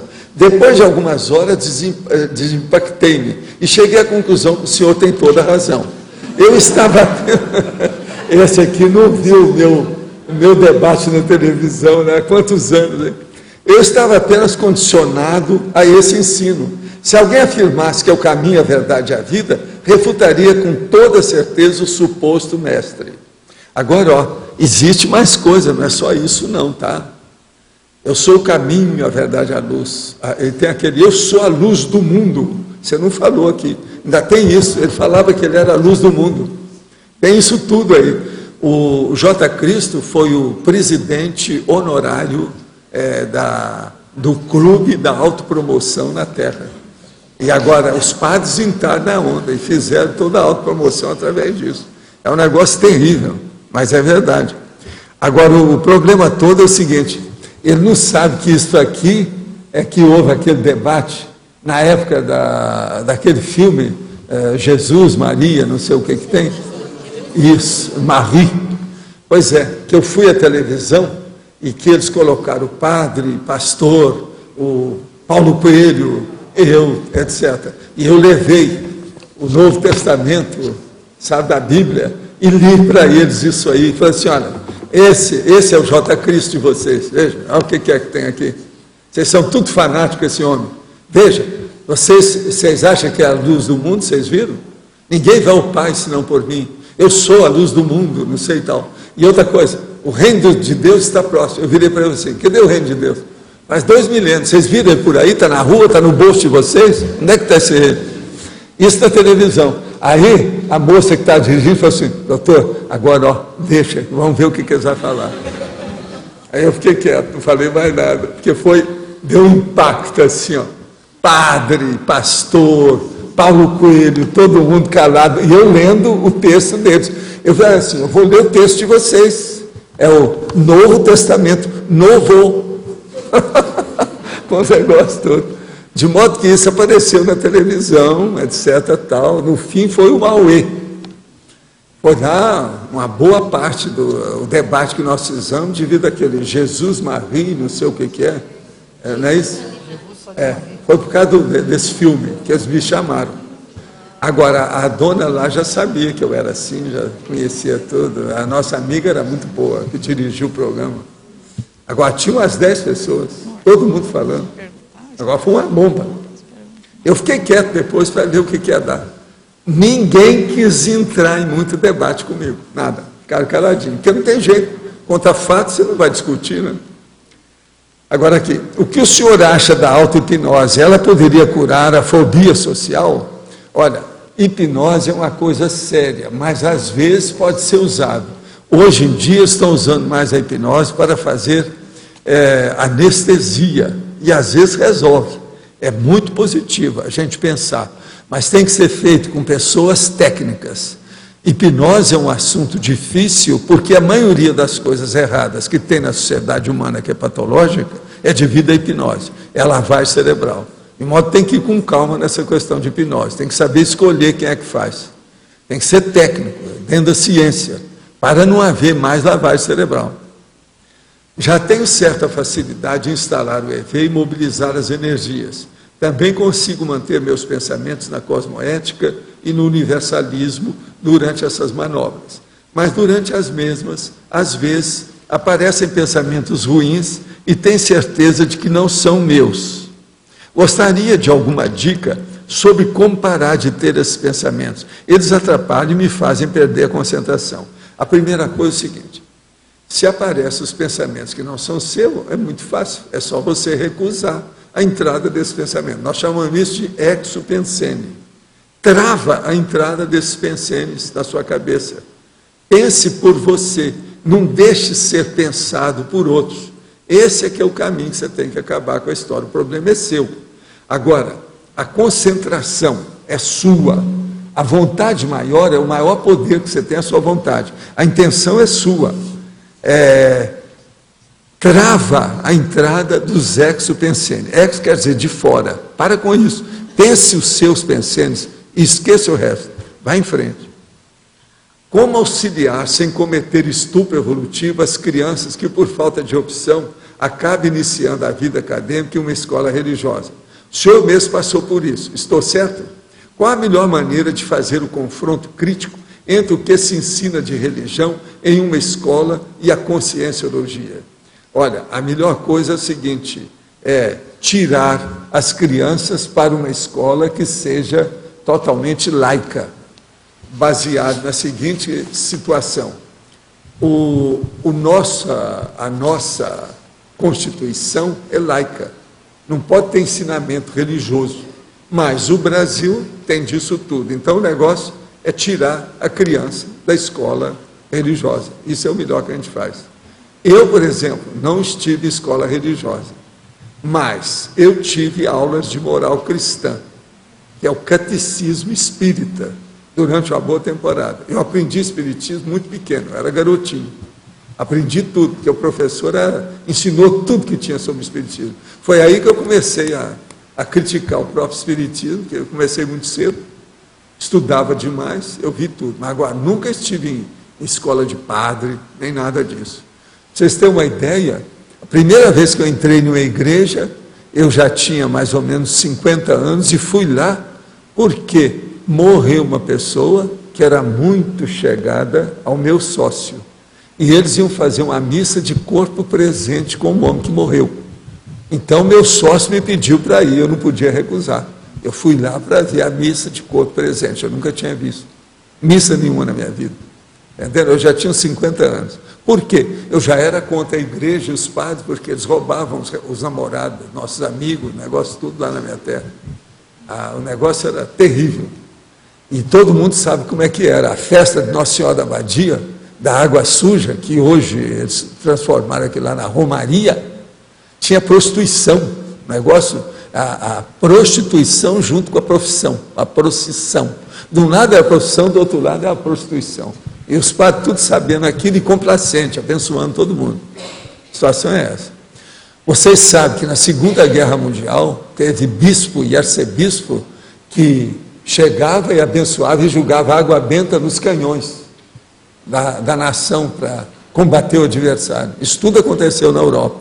Tem fotografia, mas a Igreja Católica começou a acabar com essas fotos todas. Tinha foto dos caras jogando água benta nos canhões. Eu vi isso na minha infância, já procurei essas fotos, tudo quanto é lado. Tem revista que andaram publicando, mas tiraram tudo. Você não vê mais essas coisas. Abençoando os canhões para a vitória máxima. Muita gente fez isso. Qual o fator ou fatores mais importantes para a escolha e fixação do sobrenome pessoal? Quando saí do Brasil, adotei o primeiro sobrenome em função de costumes locais, mas atualmente tenho dúvidas acerca dessa escolha. Não, o problema todo é o seguinte: você, se pode escolher um nome, o ideal é ficar com 2 nomes se você quer ser conhecido ou fixar o seu nome em algum trabalho. É muito importante a pessoa aparecer com 2 nomes só. Eu estou vendo que você tem 3. Tiro do meio. Isso é que talvez seja o melhor. Agora, o mais, honre esse nome. O problema não é só o nome, o problema é a personalidade. A personalidade é superior ao nome. Veja o que você faz. Na fatologia, página 5, na antepenúltima linha, as duas faces da complacência perante a cosmoética. O senhor pode comentar? O problema todo é o seguinte: fatologia, número 5, página 5, antepenúltima linha. As duas faces da complacência perante a cosmoética. Está no fim da página, passando para outra. O problema todo é o seguinte: a complacência, ela pode ter uma parte boa, que você está abençoando a pessoa, está ultrapassando aquilo, está sobrepujando a coisa, e você está perdoando a pessoa. E tem outra que você está sendo comparsa, você está sendo conivente. O negócio está errado demais, você tinha que falar a verdade para a pessoa, você ultrapassa aquilo, passa por cima, abençoa, faz o beneplácito, e com isso você não está ajudando ninguém. O que falta então aí é a pessoa ficou na TACOM e esqueceu da TARES. A TACOM é justamente essa consolação. Então você consola todo mundo. O cara matou 5, você vai lá, consola ele volta, você abençoou ele. Ele volta, mata mais 5, você vem e abençoa de novo, por aí vai. Então, essas duas faces da complacência, tem um lado que pode ser positivo e tem um outro que pode ser negativíssimo. E você pode arranjar uma interprisão grupo kármica com isso. Minha sogra, o namorado dela e meu namorado são fumantes. Eles moram em um apartamento fechado, que cheira cigarro em todos os cômodos. Tem um filho de 1 ano que sofre sempre com a fumaça. Devo falar com ela? Não, você deve brigar com todo mundo o mais depressa possível. Não é falar, não. Isso aqui é um problema de briga para defender seu filho. O filho com 1 ano de idade, o que você está esperando? Dá um jeito. Primeira coisa, chega para o pai do filho, pai do seu filho, que é o seu maridinho, e fala para ele: como é que é? Você quer matar o nosso filho? Você queria ter o filho para matá-lo com tabagismo? Dá um jeito, mostra a verdade, fala isso na cara. Isso aqui, ó, é que é impacto-terapia. Aqui, ó, não pode ter complacência. É falar a verdade. Não interessa se vão entender, se não vão. O problema é falar. É a cirurgia, isso precisa de falar. A criança tem 1 ano, ela não tem culpa disso. É o fumante passivo com 1 ano de idade, esse menino vai dar, no mínimo, alguma coisa de pulmão em pouco tempo. Isso aí é inevitável. Agora, na 5ª linha, 9ª linha, o correto seria o infabilismo das confissões religiosas. Deixa eu ver onde é que está. É assim. É a 9ª linha. 3, 6, 9. O farisaísmo. E o infabilismo. Esse aqui está na cara, né? Tá óbvio. É isso mesmo, você tem toda a razão.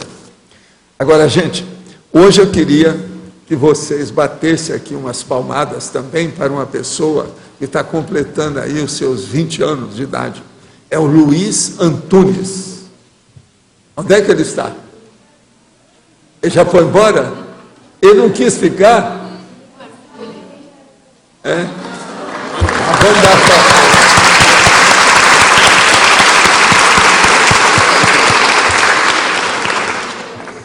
Ele vai escutar os ecos das nossas palmadas. Valdo, É o jeito, sim. Na sinonimologia, caberia a omissão deficitária? Pode pôr aí. Porque nasceu dentro da religião a omissão deficitária. Pode Ela já pôr. nasce escondendo. Tem muita né? coisa, isso aqui, Mário, isso aqui só dá uma enciclopédia, esse assunto. É muito trabalho que tem. Professor, Esse assunto aqui em também. cima. Ô Valdo, eu estou dando uma olhada aqui, o certo é infalibilidade. Eu acho que está certo o infalibilismo aí, viu? Porque aqui está o infabilismo. A pessoa está querendo a infabilidade. Se for falar na infabilidade, ela está certa. Aqui do jeito que está certo. Eu sei disso. Mas eu só anotei aqui para me ver meus originais. Meu lá, eu acho que é o infabilismo, está certinho. Eu não vou mudar, não. É porque não é infalibilismo, não? Infalibilismo, eu sei. Professor Tá Valdo. certo? Professor Valdo, aqui letra B. Letra B. Aqui em cima. O senhor comentou que o último dogma do ranço religioso que a pessoa se libera é a crença relacionada ao mito e superstição. Então, eu gostaria de entender melhor qual é a base dessa necessidade humana, subcerebral, de acreditar em um ser superior e como é que a gente pode estar auxiliando, que o senhor comentou que nós temos muito aqui ainda na CCCI, como é que a gente pode estar auxiliando para que nós possamos fazer a reciclagem desse padrão de crença? O problema sério, Luimara, é que nós todos fomos subhumanos antes. Na questão de subhumano, nós já tivemos tudo que você pensar em matéria de animal e bicho, o processo brutal da própria vida. Pensa bem o que é que nós já não passamos como subhumano. Então, na hora que a pessoa começa a ter um pouquinho mais de luz da história, ela reconhece que tem gente superior a ela. Na hora que ela reconhece esse processo superior, ela começa a divinizar o processo, para ver se caminha mais depressa, fazer um negocinho, andar mais rápido. Então, a religião já é feita com uma intenção, não só de melhoria, mas de tirar vantagem. É o processo da vantagem. Então, a vantagem é básica nessa questão. Agora, todo mundo caminha para isso devido ao processo da subhumanidade. Você já pensou? A gente como bicho, o que a gente já me sofreu? Pensa bem, a lioma, essa hora na África, está procurando a zebra. Então ela deixa, as zebras todas vão passando. Então ela vê uma zebra que está mais nova e que ficou na rabeira, no rabo da manada. Ela avança em cima da zebra, vai no gogó da zebra, no pescoço, mata a zebrinha e leva para os filhotes dela. Agora veja, isso é struggle for life. A vida toda é feita desse jeito, uns comendo os outros, literalmente, engolindo, deglutindo, mastigando. Isso tudo criou uma condição em todo mundo. Parece que a evolução é feita desse jeito.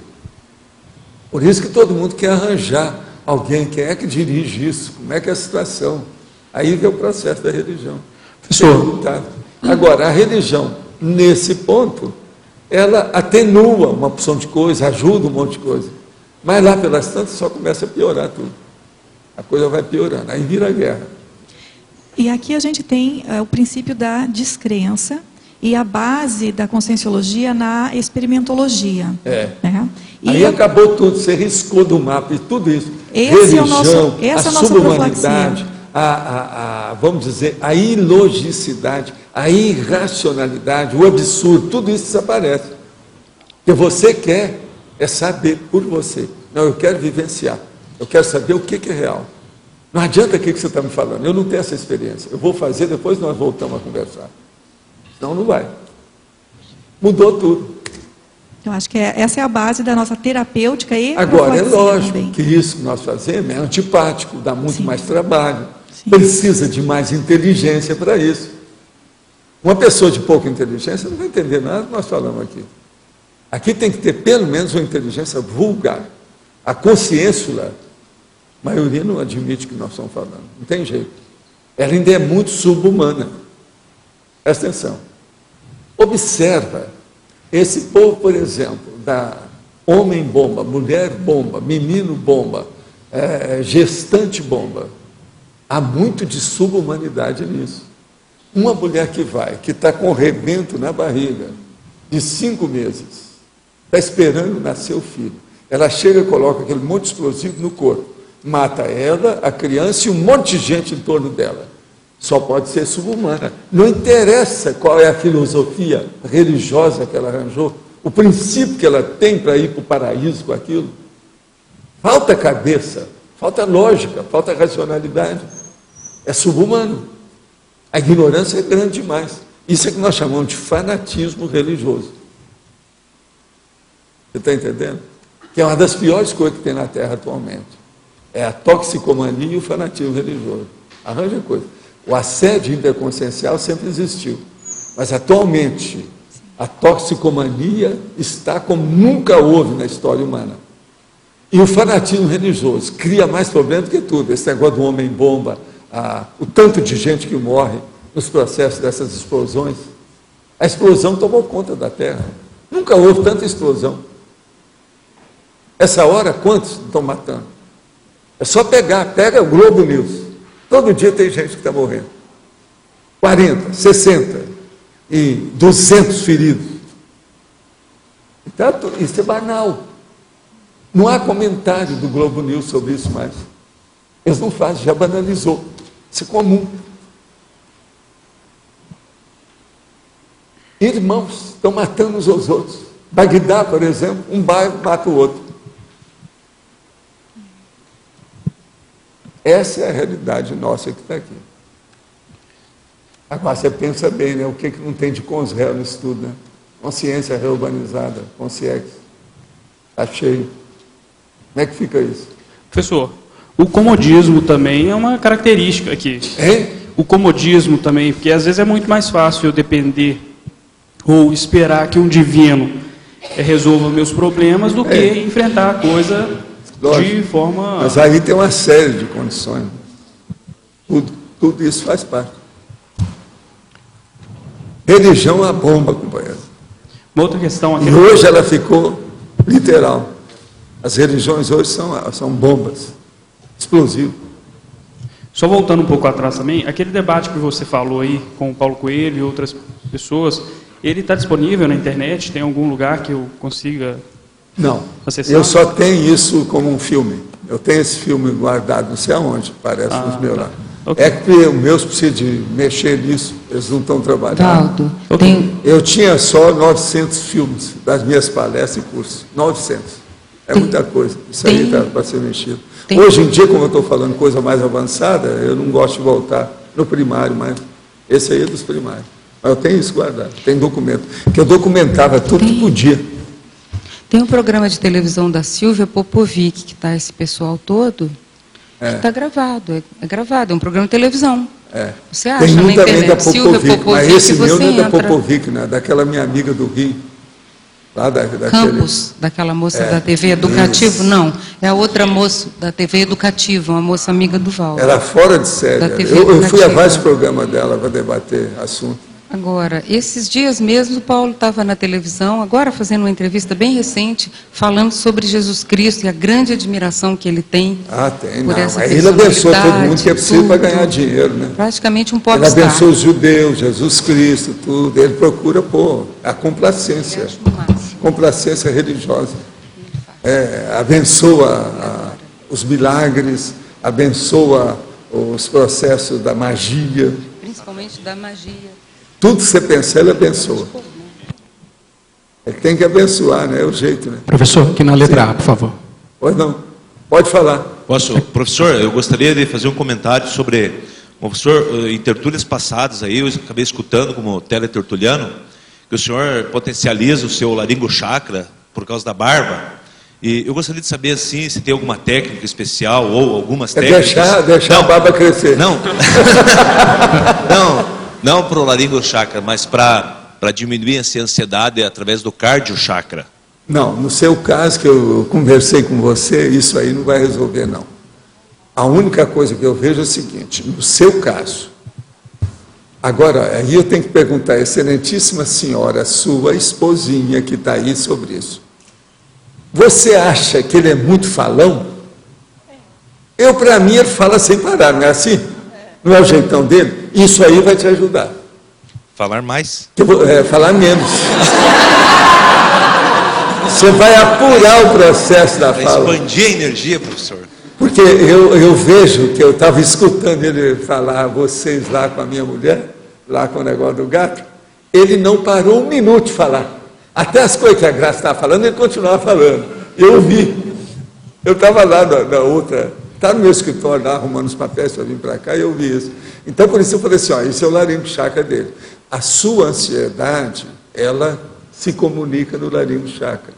Nessa questão, a barba pode ajudar a você depurar o processo da comunicação. Isso é um fato, entende? Sim. Sobre isso, sim. Agora, preciso de ver se você tem barba, né? Eu não vi.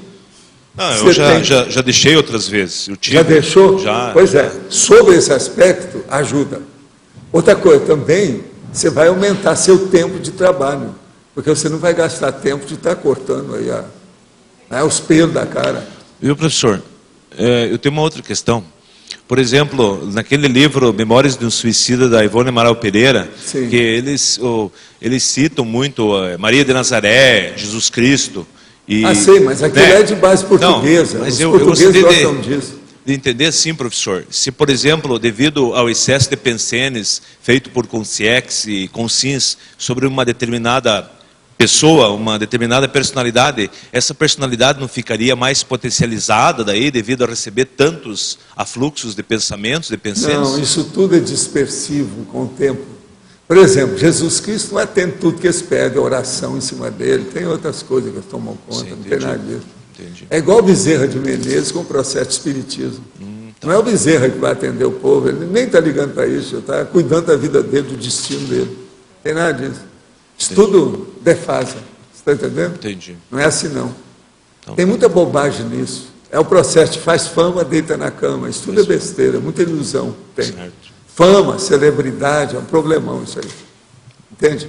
Não corresponde às realidades do processo da energia. Isso defasa. Okay. Muito obrigado. Professor, aqui na A, por favor. Aqui. O senhor comentou anteriormente as várias linhas que deram origem em algumas escolas. A minha pergunta é, com base na conscienciologia, o que o senhor me diz disso? Existe alguma coisa nesse sentido? Qual que é a viabilidade disso? E o que o senhor considera preponderante, inicialmente, para que se torne uma realidade, vamos dizer, se não existir? Não, o problema todo é o seguinte, deixa eu explicar. As coisas que nós trabalhamos na parte básica, vamos dizer, os princípios da conscienciologia, isso aí é baseado em processos de vidas anteriores. Não só minhas, como de gente que já evoluiu mais do que eu.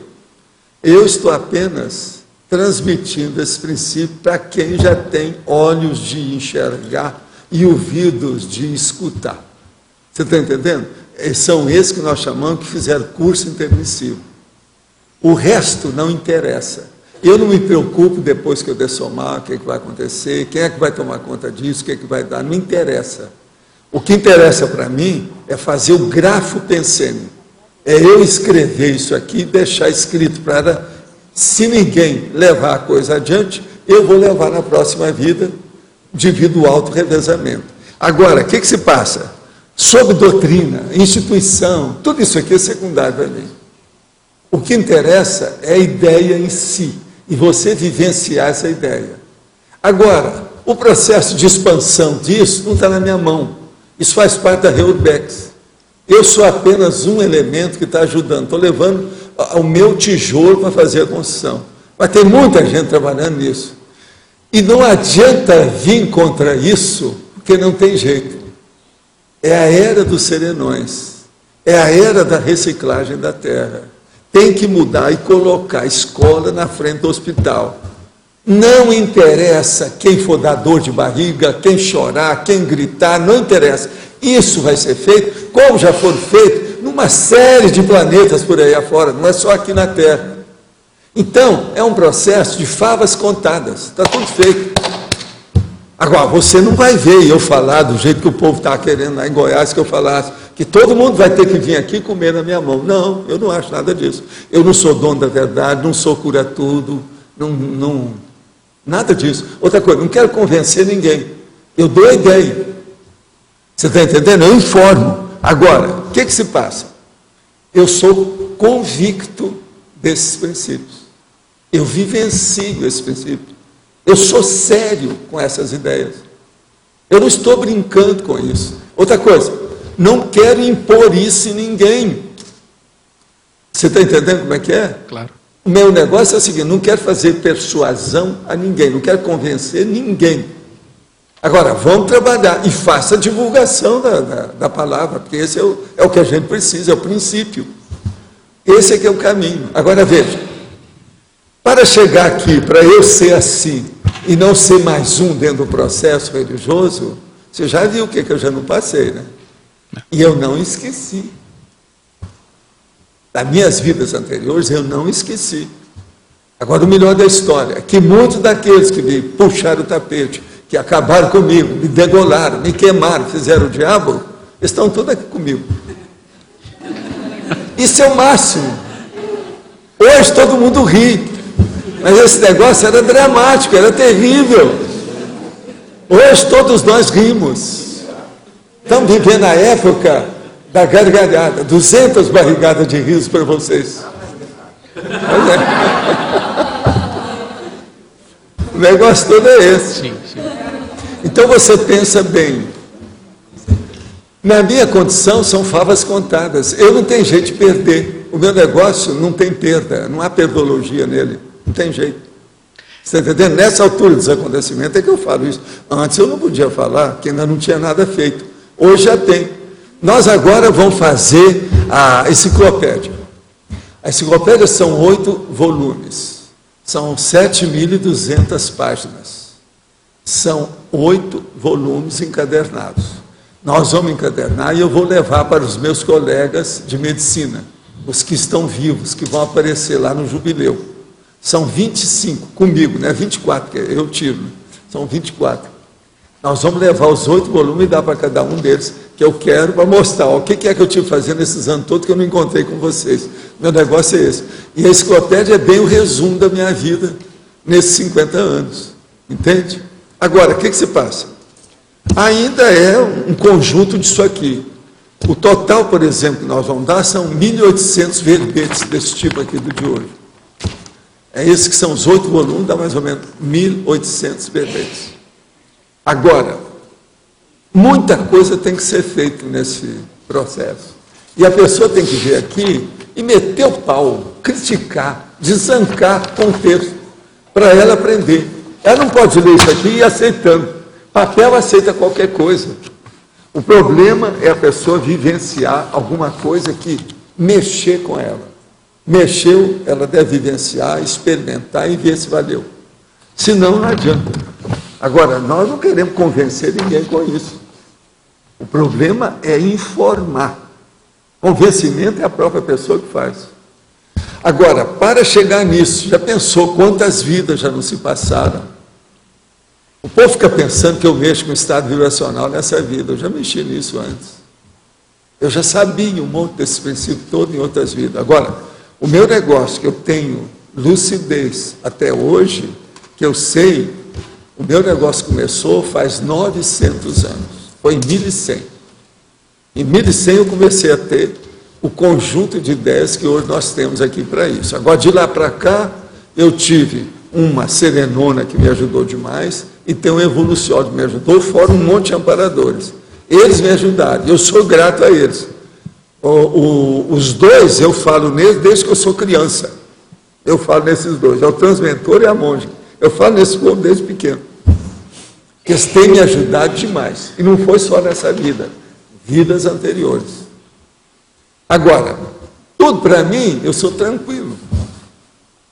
Quem vive comigo sabe como é que eu sou. Procuro exemplificar aquilo que eu posso. Não acho que eu sou nada de serenão, nem evoluciólogo, nada disso. Eu já quebro meus galhos para fazer tenetes, por exemplo. Eu já sei. Já quebro meus galhos para fazer 17. Eu já sei.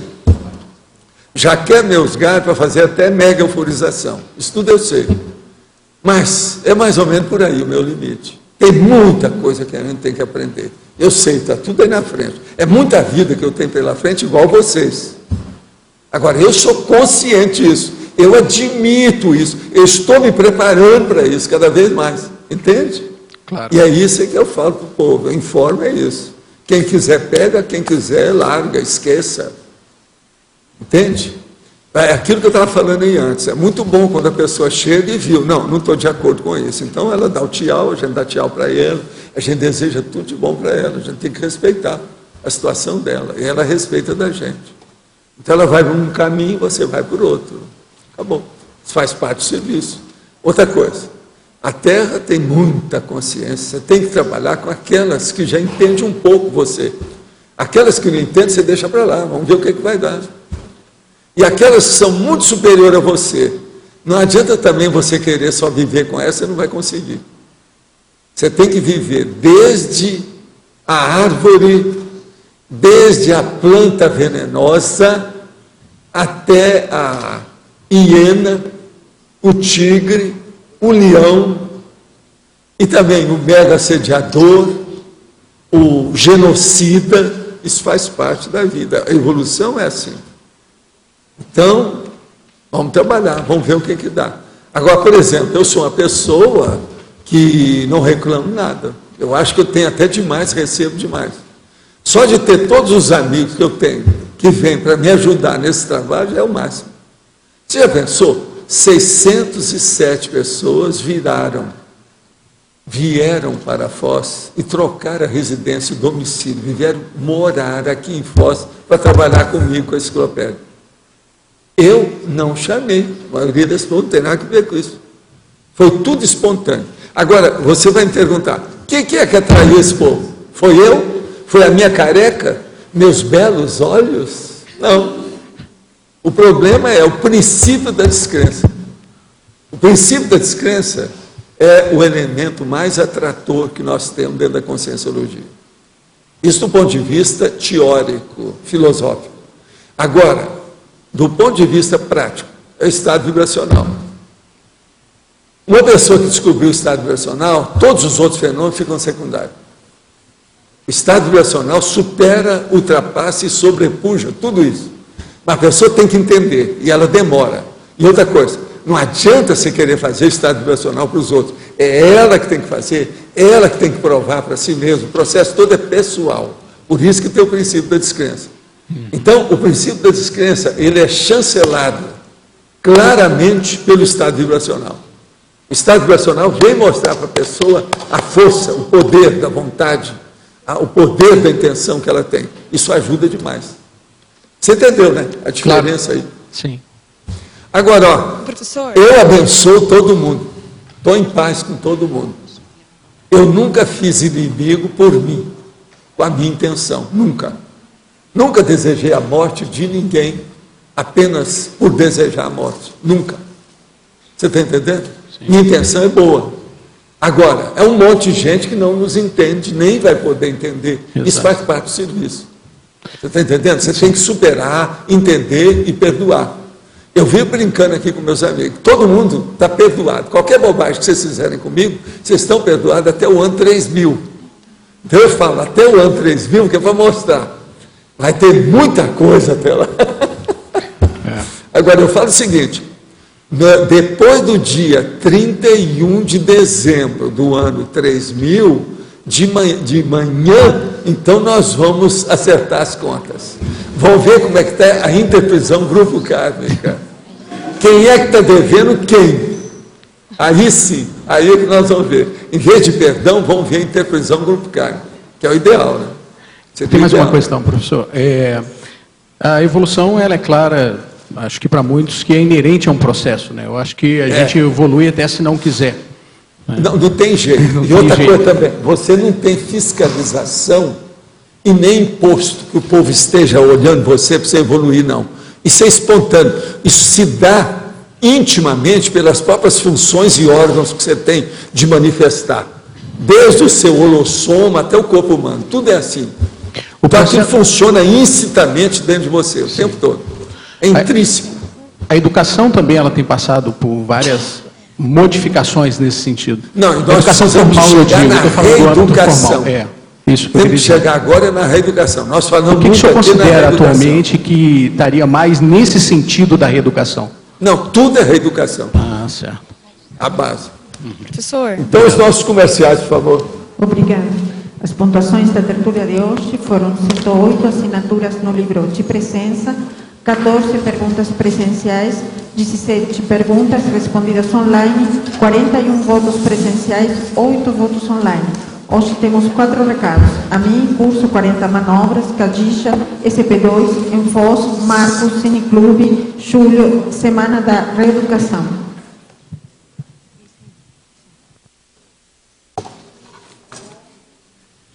Boa tarde.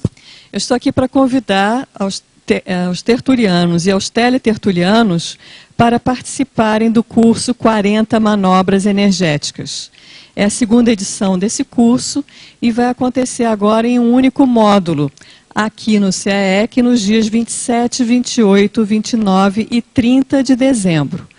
O professor é o EPICOM Mário Oliveira, e esse curso se destina a todas as pessoas que desejam melhorar o seu domínio energético através do exercício básico das manobras energéticas voltadas para o uso interassistencial. Esse curso, até o final do mês de agosto, se for feita a inscrição, ele sai por apenas R$ 300, podendo ter descontos adicionais se forem feitos mais de um curso do mês de dezembro. As inscrições são feitas na recepção do CAEC. Obrigada e até lá. Boa tarde a todos. Nós gostaríamos de convidar os tertulianos e os teletertulianos para participar do ECP2 de Foz do Iguaçu, que vai estar ocorrendo no período de 24 a 26 de setembro. O EPICOM vai ser o professor Alexander Stein. Nós gostaríamos também de lembrar a oportunidade de estar participando desse curso. O ECP2 de Foz do Iguaçu, ele ocorre só uma vez por ano. Além de que a importância da gente estar participando dentro de um campo que potencializa o processo de desassédio, da assistência dentro de um trabalho de assistência pessoal, mas também aqui em Foz do Iguaçu, dentro de um trabalho de interdependência, dentro de um trabalho de Max Proex grupal. Convidamos a todos, e as inscrições podem estar sendo feitas na recepção do CAEC e também do IPC. Maiores informações no 3525-2652 ou 2102-1448. Obrigada.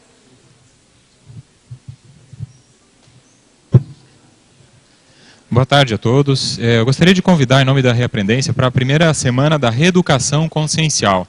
Os folders já ficaram prontos, a programação está fechada agora, e as turmas já estão abertas para inscrições. Tá?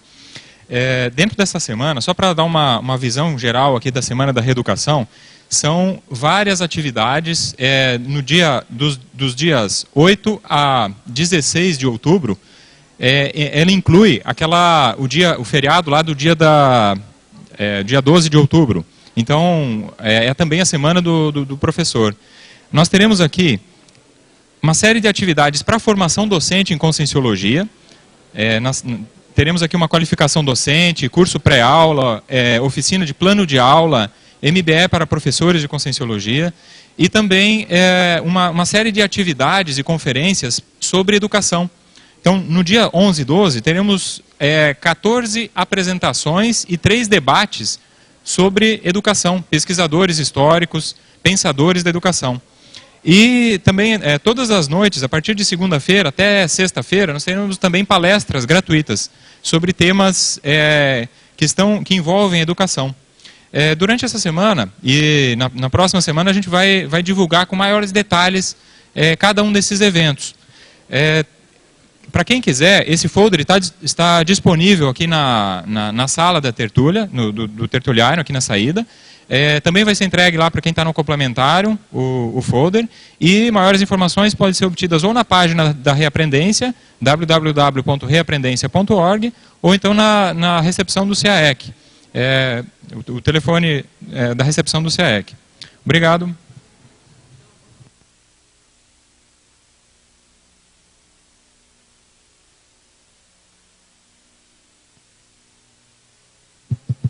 Oi, 2 recados pelo discernimento, rapidinho aqui.